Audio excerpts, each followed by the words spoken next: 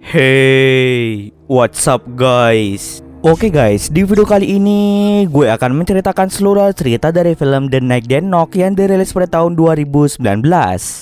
Film ini diawali dengan memperlihatkan seorang wanita cantik yang tengah mencuci piring. Saat tengah mencuci, ia secara tidak sengaja mendengar suara-suara dari luar rumah. Dan ketika dicek, ia sama sekali tidak menemukan adanya seseorang.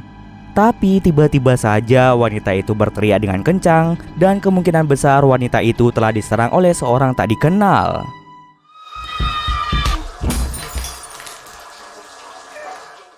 Scene kemudian berpindah dengan memperlihatkan para orang remaja yang sedang pergi liburan menuju ke sebuah kabin di tengah hutan yang telah mereka sewa sebelumnya.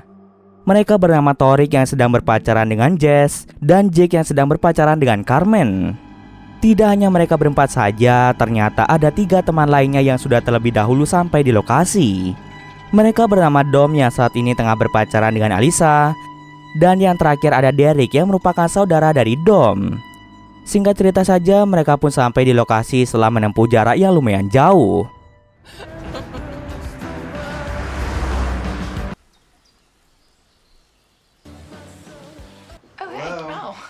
Hello, ladies. Hey, how's it going? Mereka berempat kemudian disambut hangat oleh Dom, Alisa, dan juga Derek. Karena beberapa dari mereka merasa sangat kelelahan, akhirnya mereka memutuskan untuk beristirahat. Tapi tidak dengan Jess. Jess lebih memilih untuk mandi terlebih dahulu. Sebelum mandi, di sini terungkap bahwa Jess sedang hamil. Ini terbukti dari tes pack yang digunakan oleh Jess. Namun anehnya, Jess terlihat sangat bersedih dan dapat disimpulkan bahwa anak yang dikandung Jess bukanlah anak dari Torik. Kemungkinan besar Jess telah berselingkuh dengan pria lain. Ketika Dom sedang berbincang dengan saudaranya yaitu Derek, di sini terungkap bahwa dahulu Derek pernah masuk penjara selama 3 tahun akibat dirinya yang mencoba mencuri mobil milik orang lain.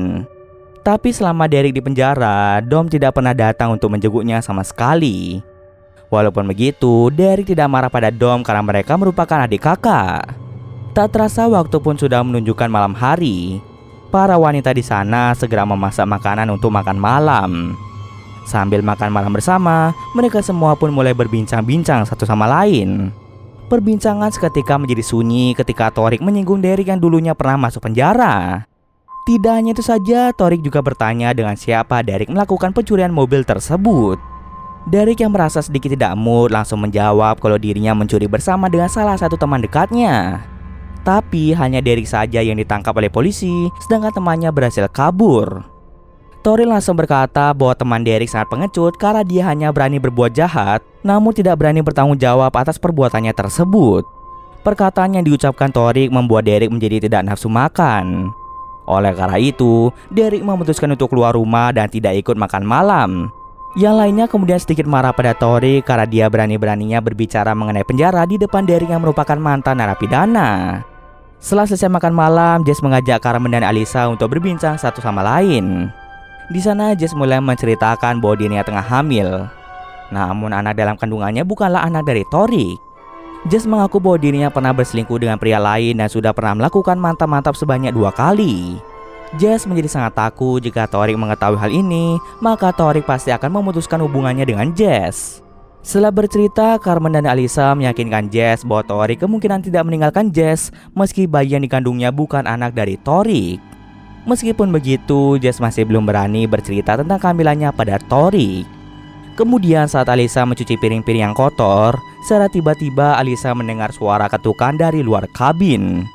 Tapi setelah dicek, Alisa sama sekali tidak menemukan keberadaan dari siapapun. Awalnya Alisa menuduh Jake, Torik, dan Dom yang telah mengerjai dirinya dengan membuat suara ketukan tersebut. Namun mereka bertiga mengatakan bahwa mereka tidak melakukan hal tersebut.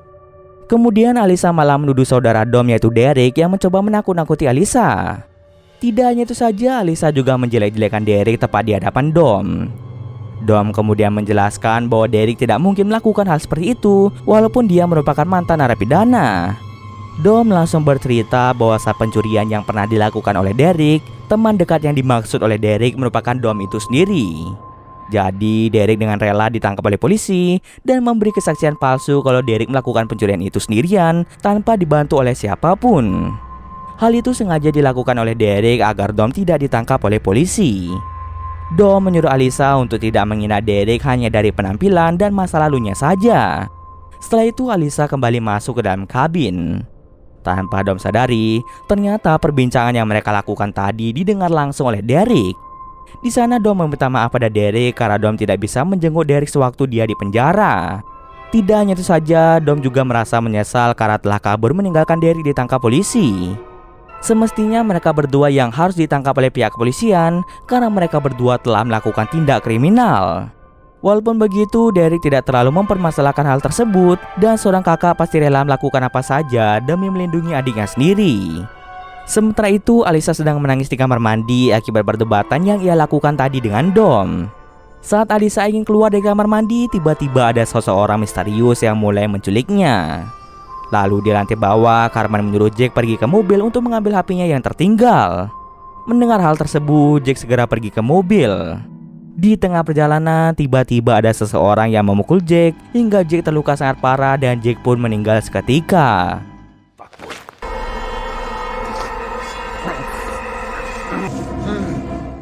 Kemudian saat Tori dan Jess ingin tidur, mereka berdua pun sadar bahwa ponsel mereka telah menghilang begitu saja.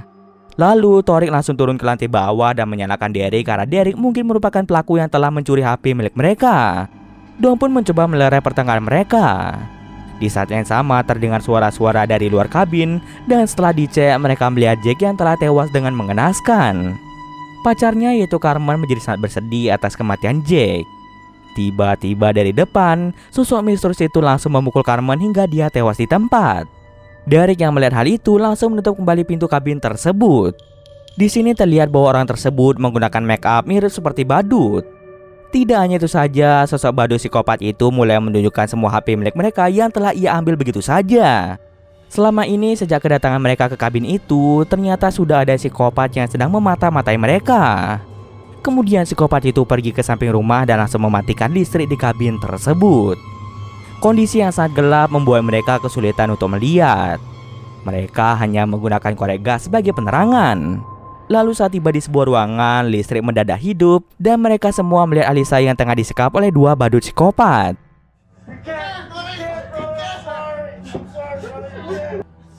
Who's gonna be the hero?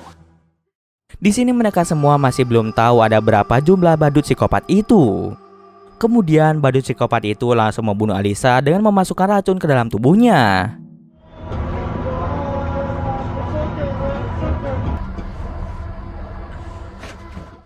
Setelah kematian Alisa, listrik kembali mati yang menandakan ada lebih dari 2 badut psikopat yang berjaga di sekitaran kabin. Karena berdiam diri tidak akan menyelesaikan masalah, pada akhirnya Tori dan Derek bergegas pergi ke lantai atas. Barangkali ada sesuatu yang bisa mereka gunakan untuk melawan para psikopat tersebut. Karena mereka sangat sulit melihat di dalam kegelapan, tanpa Derek sadari ternyata Tori sudah tewas akibat dibunuh oleh psikopat itu. Derek pun bergegas kembali ke tempat Jess dan Dom karena hanya mereka bertiga saja yang masih hidup.